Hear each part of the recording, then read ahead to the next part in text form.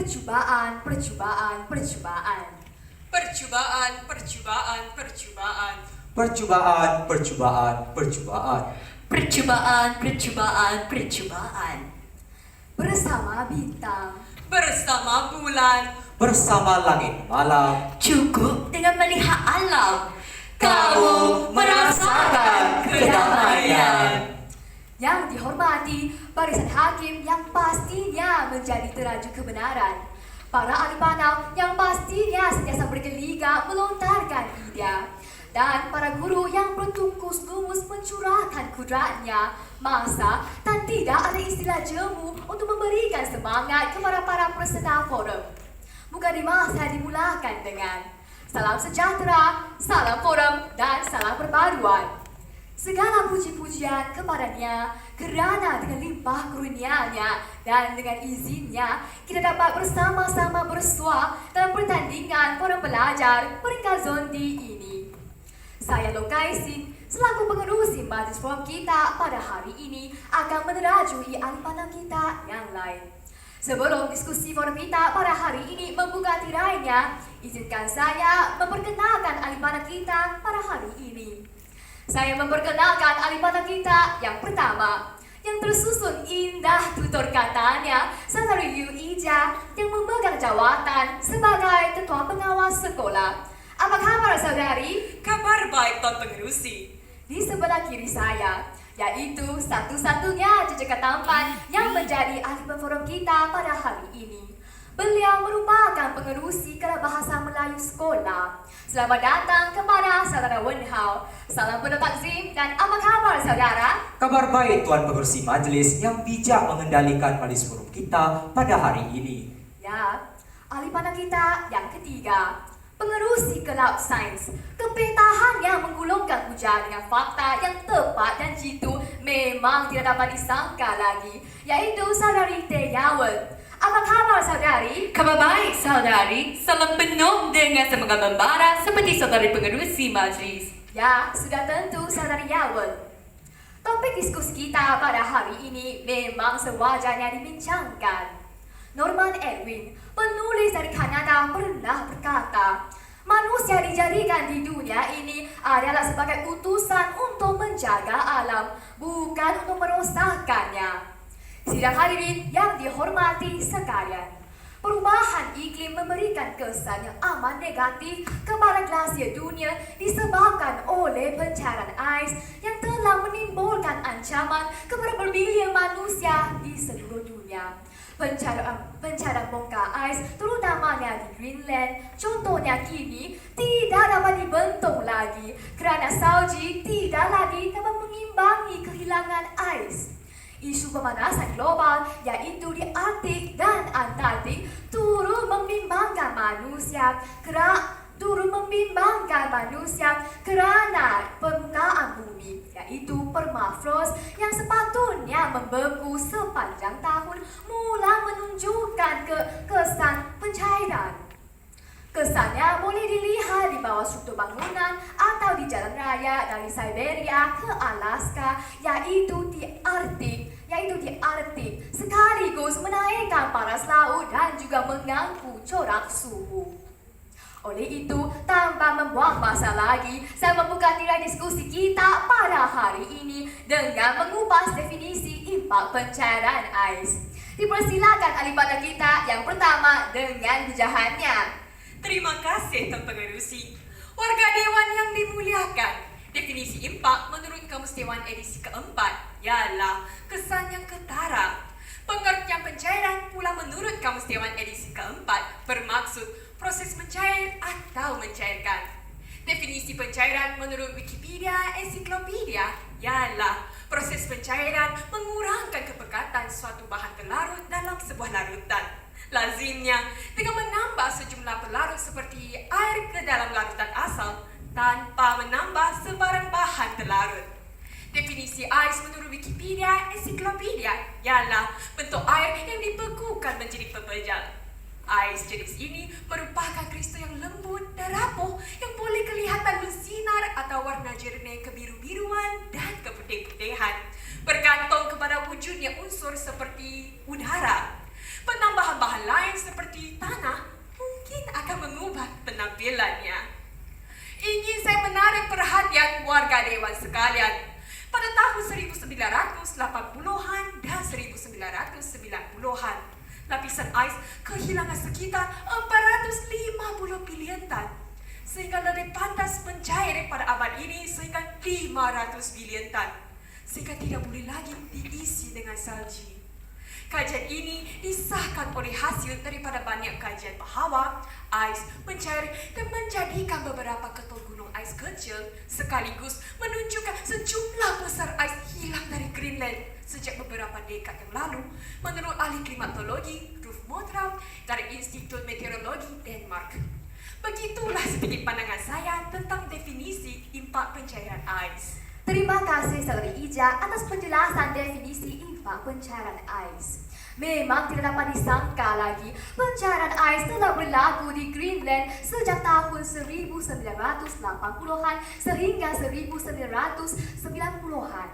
Pencairan kutub litupan ais di kutub utara dan di kutub selatan juga mencair dalam keadaan yang agak laju. Seterusnya, kita hangatkan lagi pentas rock kita pada hari ini dengan menarajui alipana kita yang kedua. Seperti kita sedia maklum, dunia ini bukan sahaja didiami oleh manusia, malah juga dihuni oleh haiwan-haiwan dan tumbuh-tumbuhan. Jadi, bolehkah Saudara Wen Hao memberikan penjelasan tentang hal tersebut? Terima kasih Tuan Pengerusi Majelis. Pada pendapat saya, impak pencairan ais terhadap manusia, haiwan, dan tumbuh-tumbuhan menurut firman Allah dalam surah Al-Rum ayat ke-41, segala kemusnahan dan bala bencana yang di darat dan di laut telah berlaku disebabkan oleh aktiviti manusia. 97% daripada air yang wujud di bumi ialah air laut dan hanya 3% sahaja air tawar yang wujud. Sumber air tawar inilah yang diperlukan untuk menampung keperluan kira-kira 7,8 bilion manusia yang hidup di muka bumi ini. Pemanasan global juga telah mengakibatkan glasier mencair dengan lebih cepat daripada menjadikannya ais. Hal ini telah menyebabkan sumber air tawar telah hilang ke laut dan bercampur dengan air masin, seterusnya mengurangkan sumber air yang bersih untuk manusia.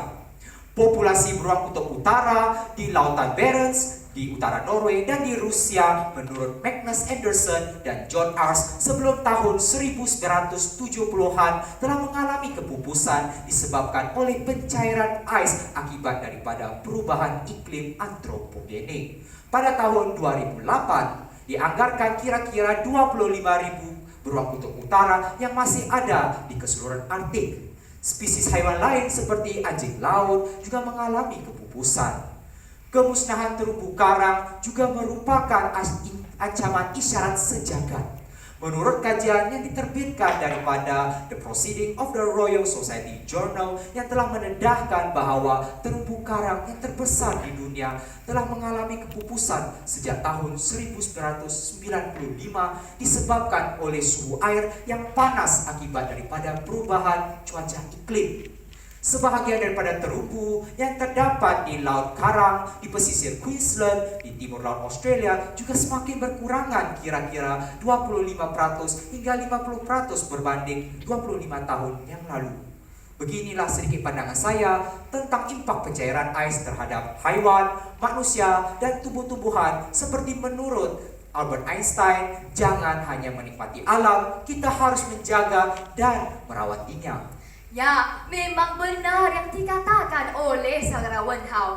Jangan hanya menikmati alam, kita harus menjaga dan merawatnya. Keindahan alam yang diberi oleh Tuhan harus kita syukuri dengan menjaganya.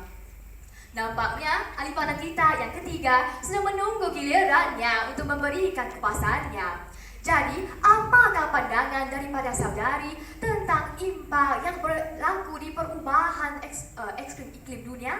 Terima kasih Tuan Pengerusi Majlis. Ingin saya tarik perhatian warga dewan sekalian.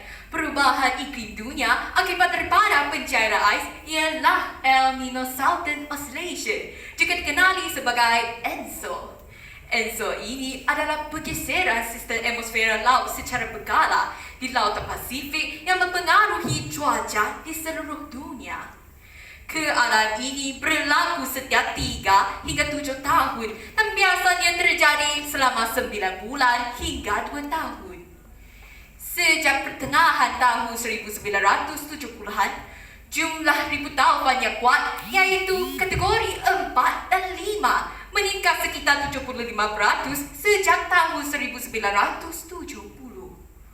Ribu taufan yang terbesar berlaku di Lautan Pasifik India, Utara dan Barat Daya. Kekerapan ribu taufan yang kuat berlaku di Atlantik Utara. Ribu taufan berkali ganda juga pernah berlaku di Caribbean. Saintis berkata, jika perkara ini berlaku seawal tahun 2030, sesiapa yang tinggal di Greenland, Alaska, Siberia terpaksa dipindahkan.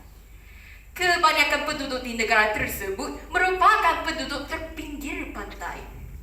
Jika kesemua ais di kutub mencair, iklim dunia akan berubah dan mengakibatkan bencana alam seperti puting beliung, ribu taufan dan cuaca ekstrim akan berterusan dan bertambah buruk. Inilah yang dapat saya gulungkan tentang impak pencairan ais sekaligus mengakibatkan perubahan iklim dunia. Ya, memang benar yang dikatakan oleh saudariawan. Perubahan iklim memang akan meninggalkan kesan yang amat dahsyat dalam perubahan ekstrim iklim dunia. Nampaknya kita perlulah juga pandangan daripada saudari Ija. Apakah pula pandangan tentang saudari Ija tentang kesan yang diberikan oleh pencairan ais terhadap permukaan bumi? Terima kasih sekali lagi Tuan Pengerusi Majlis. Para saintis meramalkan bahawa ais di lautan dan di daratan akan mencair dengan lebih banyak menjelang tahun 2030. Pencairan ais di sebahagian kawasan Arktik juga akan berlaku dengan lebih pantas menjelang tahun 2050. Sekiranya suhu di Arktik menjadi lebih panas, yaitu sehingga negatif 8,88 darjah Celcius. Pemanasan global juga telah menyebabkan setengah tempat di Antartika mula mencair sehingga berlakunya pecahan lapisan ais dan seterusnya menghanyutkan iceberg. Air laut juga meningkat 1,3 meter sekiranya suhu permukaan bumi meningkat sehingga 3,5 darjah Celcius. Menjelang tahun 2300, paras air laut akan meningkat sehingga lebih 5 meter akibat pencairan ais di kawasan Antartika Barat dan Greenland. Peningkatan paras air laut yang disebabkan oleh pencairan ais di kutub utara dan di kutub selatan juga akan menenggelamkan lebih banyak kawasan rendah, pesisir pantai, pulau dan negara. Pencairan ais juga menyumbang kepada kenaikan permukaan laut global. Permukaan laut global telah meningkat antara 2 hingga 3 mm setahun. Jika kesemua letupan ais dan glasir cair sepenuhnya, permukaan laut global akan meningkat sehingga 216 kaki atau 66 meter lebih tinggi. Jika letupan ais di kutub terus mencair, bandar-bandar pesisir pantai yang cantik dan kepulauan seperti Miami dan Shanghai akan lenyap.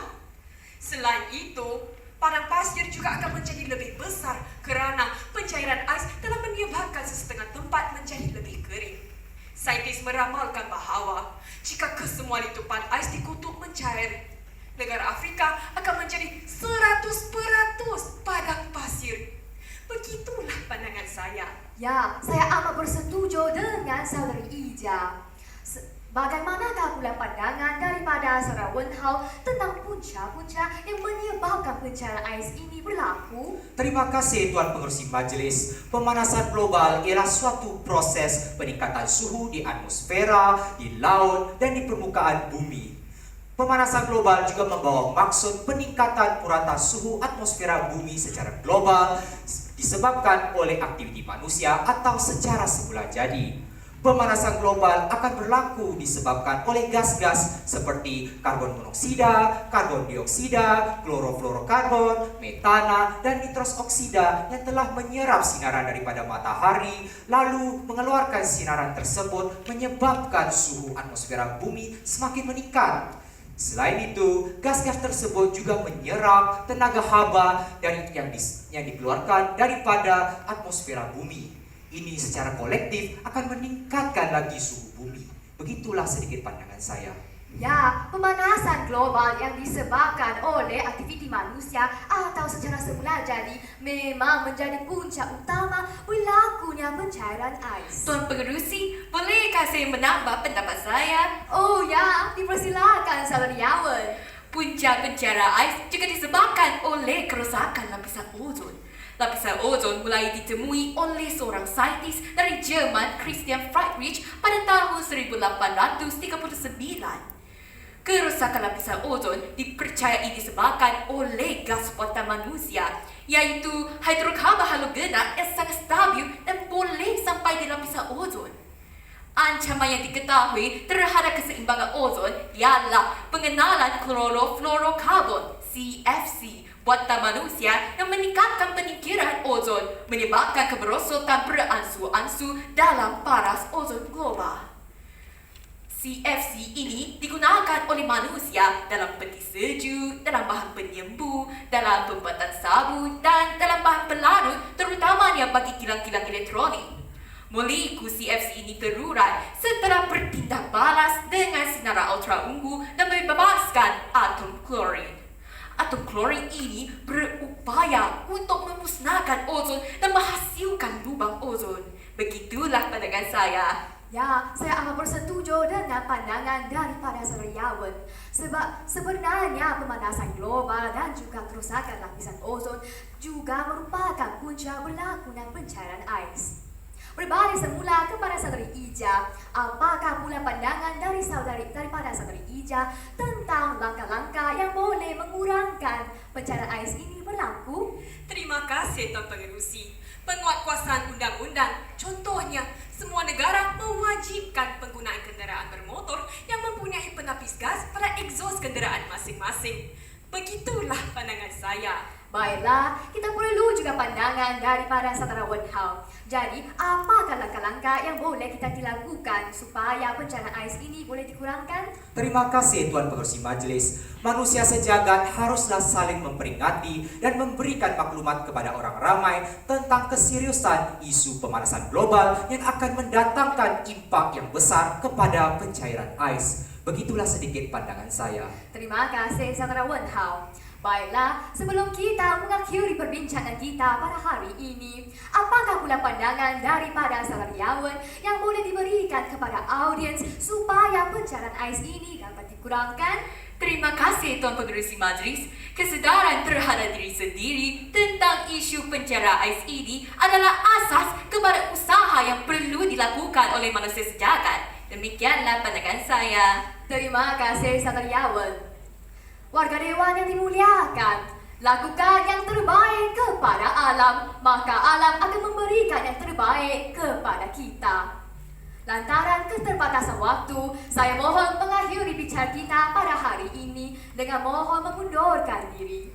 Terima kasih kepada para ahli panel kerana sudi berkongsi pendapat tentang mauduk forum kita pada hari ini. Saya sudahi dengan ucapan sekian, terima kasih. Sekarang dalam sesi soal jawab, diminta Ketua Hakim untuk mengajukan soalan kepada kumpulan kami. Dipersilakan. Baik, tahniah kepada pasukan tuan rumah Sekolah Menengah Poli Kulai. Tajuknya impak pencairan ais terhadap dunia. Soalan saya, bagaimanakah memupuk semangat sukarelawan? Bagaimanakah memupuk semangat sukarelawan dalam kalangan remaja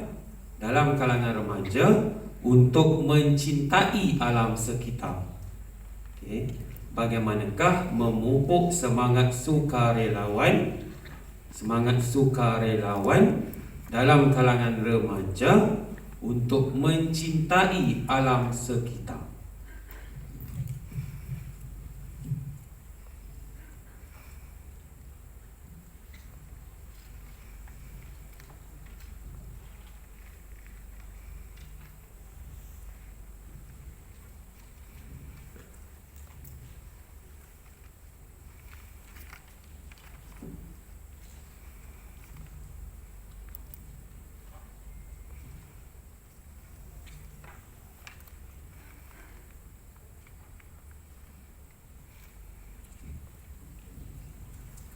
Terima kasih kepada Ketua Hakim kerana mengajukan soalan kepada kumpulan kami.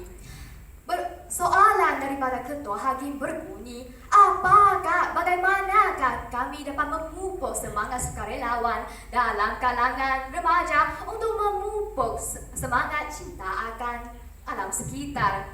Maka dengan ini, saya membuka tirai diskusi kita pada hari ini dengan merajui ahli panel kita untuk memberikan hujahan daripada mereka. Dipersilakan ahli panel kita yang pertama dengan hujahannya.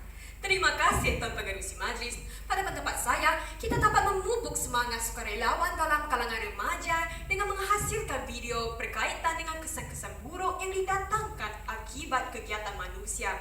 Selain itu, kita juga boleh menjadi seorang YouTuber kerana generasi muda sekarang lebih berminat untuk menjadi seorang YouTuber. Berkata pepatah, yang baik dijadikan teladan, yang buruk dijadikan sempadan. Jika seseorang itu mempunyai banyak pengikut, dia lebih mudah mengajak orang lain untuk mencintai alam sekitar. Begitulah pandangan saya. Terima kasih Saudara Ija. Dipersilakan ahli panel kita yang kedua.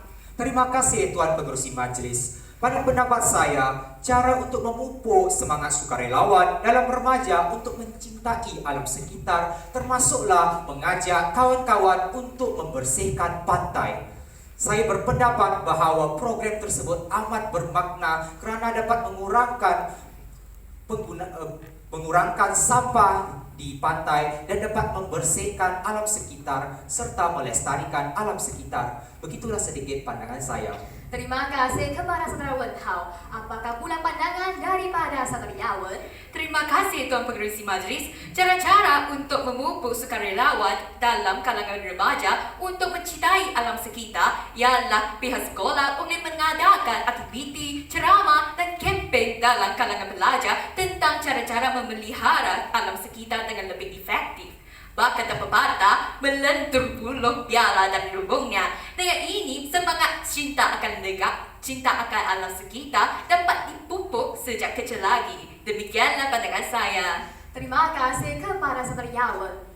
Kesimpulannya, antara cara yang dapat memupuk semangat sukarelawan dalam kalangan remaja untuk mencintai alam sekitar termasuklah kan boleh menghasilkan video dan juga boleh mengalahkan pelajar sebagai YouTuber untuk memupuk cinta alam sekitar. Selain itu, pihak sekolah juga dapat menganjurkan aktiviti membersihkan pantai supaya semangat cinta alam ini dapat dipupuk dalam kalangan remaja. Akhir sekali, ceramah dan kempen juga dapat diadakan di sekolah supaya dapat memupuk semangat alam sekitar dalam kalangan pelajar. Begitulah pandangan daripada kumpulan kami. Pada 5 Jun setiap tahun, Hari Alam Sekitar akan diraihkan untuk menyedarkan masyarakat tentang kepentingan menjaga alam sekitar. Marilah kita meraihkan. Sekian, terima kasih.